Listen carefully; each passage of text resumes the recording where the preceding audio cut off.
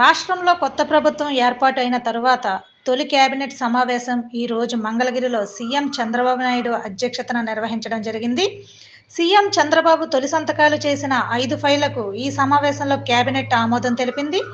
16,347 teacher పోస్టులు భర్తీకి మరియు ల్యాండ్ టైటిలింగ్ యాక్ట్ రద్దు, పెన్షన్ 4,000 పెంపు మరియు యువత నైపుణ్య గణన, అన్నా క్యాంటీన్ల పునరుద్ధరణ మొదలైన వాటికి కేబినెట్ ఈ రోజు ఆమోదం తెలిపింది.